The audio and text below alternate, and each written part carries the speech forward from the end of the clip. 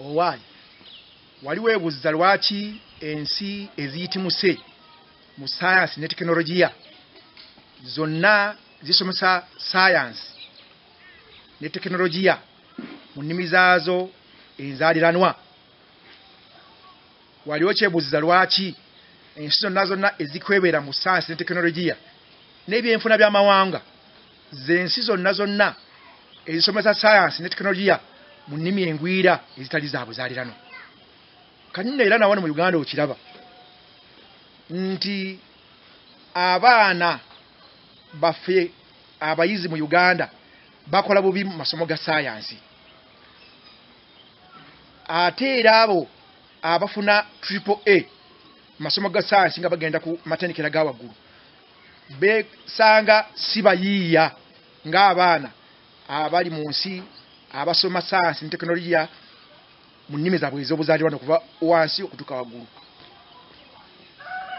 Ekyo kiyinza okuba nga kiva ku kuba nti ennimi engwira ze tukozesa ng'Olungereza zikonzibya obwongo bwaffe bw'abaana baffe, naye abanga ebiseera ebisinga babimala nga bagezaako okukwata obukusu emiramwa gya sayansi egiri mu lulimi Olungereza mu kifo ky'okuba nga beefumiitiriza n'okuyiiya. Kaakati nno tuzze okulaba nga tukulaakulanya ennimi zaffe ez'ekinnansi ng'Oluganda mu magezi aga sayansi ne tekinologiya, okulaba nga abaana baffe abayizi bafuuka abantu abeefumitiriza ku miramwa egya sayansi era ne babeera abayiiya. Neeyungaako olabe ekiddako. Mbaaniriza mwenna abawuliriza bange ku YouTube channel Oluganda olwa sayansi. Nze Muwanga Charles, Retired Assistant Commissioner of Police, era nga ku mulundi guno neenyigidde mu kawufube ow'okunoonyereza engeri butya ennimi zaffe ez'ekinnansi gye ziyinza okufuuka ennimi eza sayansi ne tekinologiya, era nga ntandise n'olulimi Oluganda luno olwange lwenjogera. Ndi mutabani w'omugenzi Arthur Kisuule Essango, muzzukulu w'omugenzi Lafai Kasule Essango, ono nga yali sipiika wa Buganda okuva mu mwaka gwa 1955 paka mu mwaka gwa 1957 Mukama lwe yamujjulula. Era ndi muzzukulu wa omugenzi Matayo Kisuule, ono nga yali ow'essaza ly'e Mawokota okuva mu 1897 okutuuka mu 1908 Mukama bwe yamujjulula. Nkoze omulimu guno ogw'okunoonyereza olw'ensonga emu oba endala. I want to also to speak in English. I want to say that I've been able to translate so many works of science and mathematics into Luganda language, chemistry in Luganda, physics in Luganda, biology in Luganda, mathematics in Luganda, machine science and technology in Luganda, not because I'm very intelligent, but because I've listened to the voice of God. There has always been a force, a divine force, telling me, do something to change your society. Do something to change African society.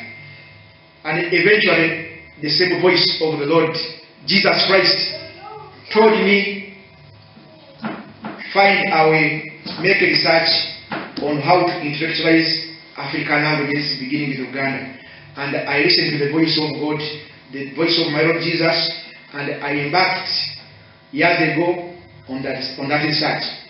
Today it has culminated into the first language of science and technology in Africa, south of the Sahara, which is Luganda language.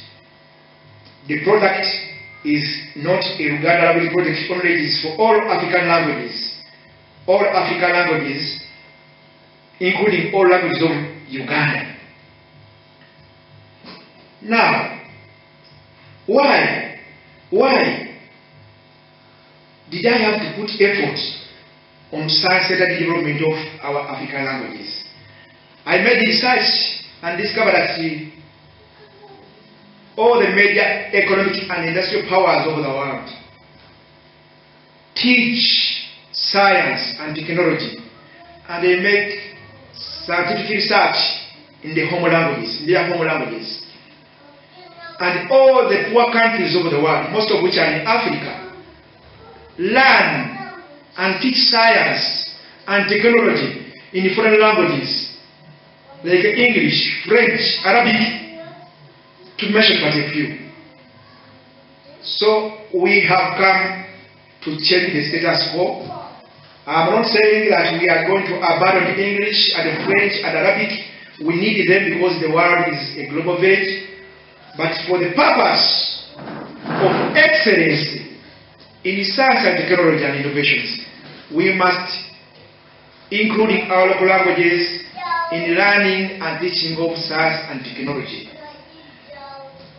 The good thing is that Article 6, Section 3 of the Constitution of the Republic of Uganda provides that local languages will also be used for teaching in schools and institutions.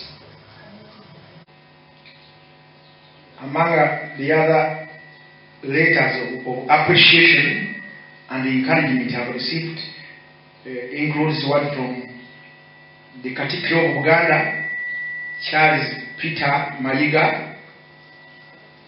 who encouraged me to continue with my research and publications way back in 2016. Then the Permanent Secretary, Pius Bigirimana, Permanent Secretary, Minister of Gender, Labour and Student Development, 2019, also wrote a letter thanking me for the research I've carried out for intellectualization of Uganda and other languages of Uganda, and also thanked me for the donation of books that I made to the Minister of Gender Library.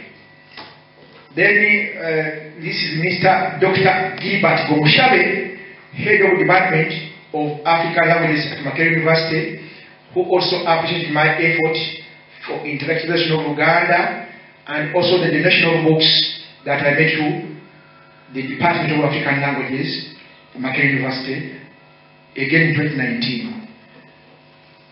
This is 2014. I was appreciated by the Minister Mubezo Owokunoonyereza, the Research Minister for Uganda Kingdom, Omumbeja Mazis Livia. She appreciated me for the effort I've invested in intellectualization of Uganda. This is 2014. Then I also so many others. One of the appreciation messages is from Professor Masagazi. Professor Masagazi is the highest professor of Luganda language, an expert in Luganda language. He sent me this email in 2020. I can read it because it's a short email. Sebo mwami muwanga ebigambo mbisomedde ddala era nziramu okusiima omulimu gwo. Tewali kuwanaanya omulimu gwo, tafaayo eritabumuluka wadde okumerebuka. Era Buganda ne Makerere University tukakatibwako bya kirimba kya mpafu okukuwagira, naye nga tetunnaba kutuukiriza nteekateeka eyo. Nkusaba tufuneyo akadde mu wiiki ejja twegeyeemu. Olwokusatu ndulinako enkizo era ataddewo Professor Masagazi. Eno yali email era njirina era olukiiko olwasisinkana ne Professor Masagazi nga tuli ne munnange Mukibi Achilles, era ne tukkaanya tukulagane Makerere University okulaba nga Oluganda lugenda mu maaso, okulaba nga abaana basoma Oluganda batikibwamu amagezi n'enjogeza za science. Kaakati ssebo ebintu bino ebya YouTube Oluganda Olwa Science bigenda ku platform ez'enjawulo for dissemination. Muno mulimu YouTube channel Oluganda Olwa Science, Facebook Oluganda Olwa Science. Kati video clips zino zigenda kuba ziteekebwako buli wiiki oba buli mwezi nga zigenda ku YouTube channel eno Oluganda Olwa Science ne Facebook. Njagala okubategeeza nti ebitabo byange byonna bye mpandiise ekifalangulo mathematics, essomabuziba chemistry, essomabuzimbe physics, essomabiramu biology, tekinologiya we enyangirizi machine technology, obunyugufu literacy, ebitabo bino n'ebirala bingi nnyo byempandiise biri covered by copyright certificate yeeno eyampeebwa. Ebitabo bino byonna byempandiise biri covered by copyright, era copyright eri mu kitabo kino.